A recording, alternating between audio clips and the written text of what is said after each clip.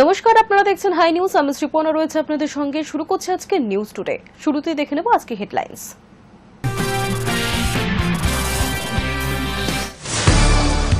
বাংলা পরিবর্তন চায়, বিকাশ চায়। এই অবস্থা থেকে বাংলাকে বার করতে হবে। দুর্গাপুরের নেহেরু স্টেডিয়াম থেকে মন্তব্য মোদির।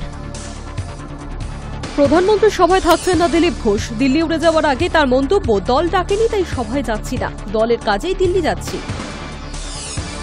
বাড়ল লোকাল ট্রেনের সংখ্যা। শিয়ালদা শাখায় বেশ কয়েকটি লোকাল ট্রেনের সংখ্যা বাড়ানো হল। ডায়মন্ড হারবার এবং বারাসাত শাখায় অতিরিক্ত 5টি ট্রেন চালানোর সিদ্ধান্ত রেলের। আগাম বার্তা সত্ত্বেও অসতর্ক রেল। জনশতাব্দী এক্সপ্রেসের ধাক্কায় ঝাড়গ্রামে মৃত্যু 3 হাতির। ক্ষুব্ধ বন দপ্তর থেকে স্থানীয় বাসিন্দারা। পেহেলগাঁওয়ে হামলা চালানো টিআরএফকে জঙ্গি সংগঠন বলে ঘোষণা আমেরিকা। ট্রাম্পের এই পদক্ষেপকে সাধুবাদ জানিয়ে টুইট বিদেশমন্ত্রীর। পেহেলগাঁও কাণ্ডের সঙ্গে যুক্ত সন্ত্রাসবাদী সংগঠন দ্য রেজিস্ট্যান্স ফ্রন্ট বা টিআরএফকে বিদেশি সন্ত্রাসবাদী গোষ্ঠীর তকমা দিল আমেরিকা। এই প্রসঙ্গে বৃহস্পতিবার আমেরিকার বিদেশ দপ্তরের তরফে টিআরএফ একটি বিবৃতিও প্রকাশ করেছে।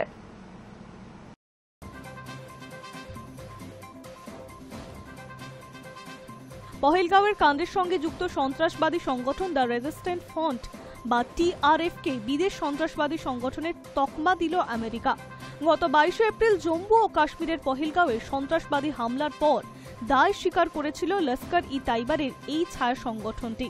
পরে অবশ্য একটি বিবৃতি দিয়ে পহেলগাঁওয়ে হামলার সঙ্গে তারা যুক্ত নয় বলে দাবি করেন সংগঠনটি।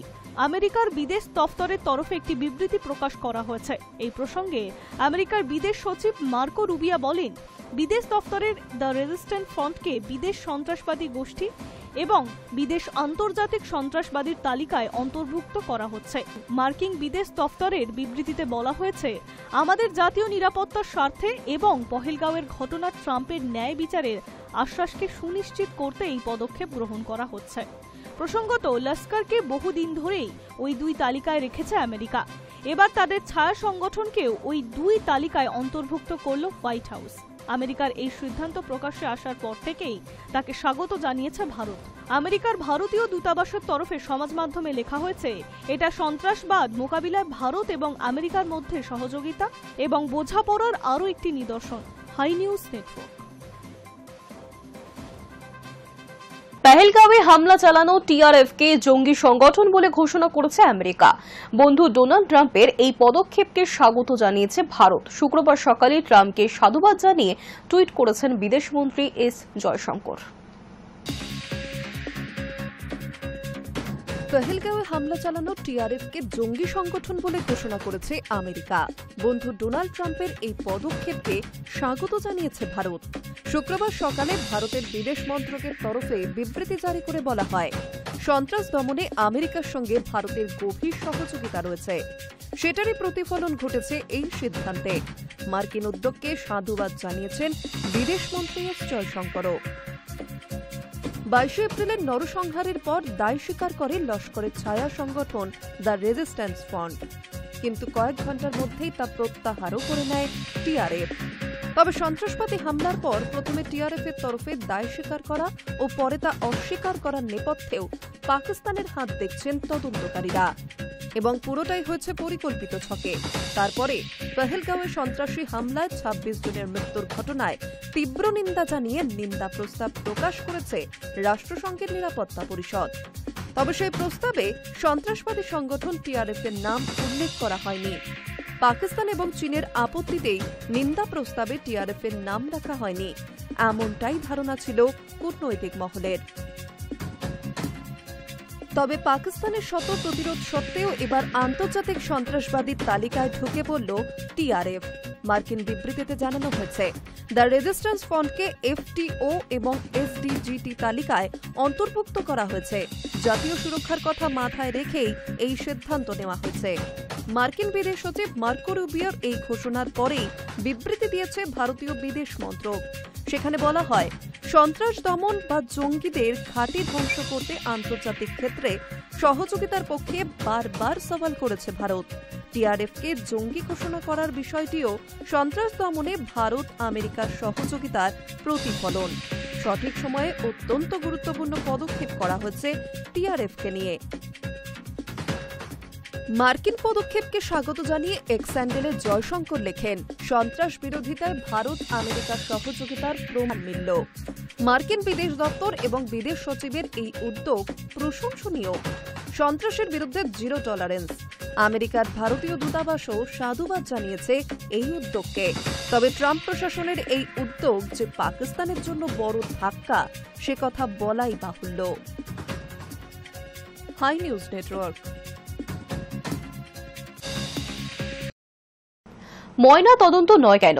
গোপালগঞ্জে তদন্তের জন্য ৩ সদস্যের একটি কমিটি গঠন করেছে মোহাম্মদ ইউনূসের নেতৃত্বাধীন অন্তর্বর্তী সরকার। গ্রেফতার করা হয়েছে ২৫ জনকে।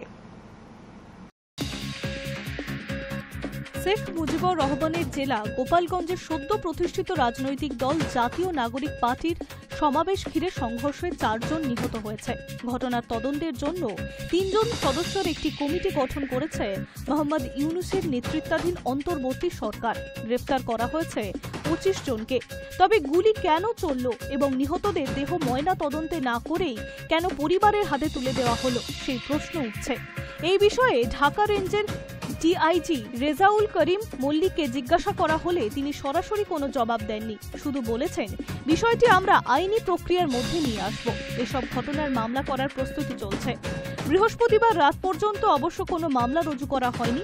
পুলিশের এক সূত্রের দাবি, উচ্ছৃঙ্খল জনতা নিহত ৪ জনের মৃতদেহ ময়না তদন্ত করতে না দিয়ে জেলা হাসপাতাল থেকে জোরপূর্বক নিয়ে যায়। নিহতদের আত্মীয়রা সে কথা মানতে নারাজ।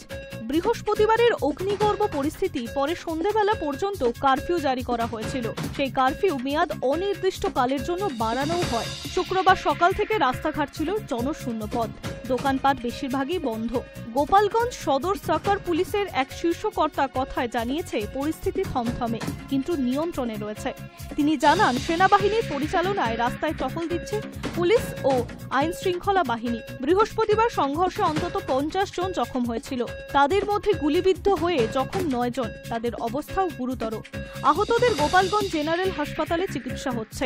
এই হাসপাতালে তত্ত্বাবধায়ক জীবেদেশ বিশ্বাস জানিয়েছেন, ৪ জনের মৃতদেহ হাসপাতালে আনা হয়েছিল। নিহতদের পরিবারের অভিযোগ, হাসপাতালে মৃত্যুর শংসাপত্র দেয়নি। বৃহস্পতিবার সংঘর্ষে নিহতদের মধ্যে ছিল ১৭ বছর বয়সী ইমন তালুকদার। জানা গিয়েছে, সে গোপালগঞ্জ শহরে একটি দোকানে কাজ করত। গন্ডগোলের আশঙ্কায় বৃহস্পতিবার বেলা ১১টার সময় তাকে বাড়ি চলে যেতে বলেছিল দোকানদার মালিক, কিন্তু ইমন বাড়ি না ফেরায় সংঘর্ষস্থলে চলে যায় তিনি।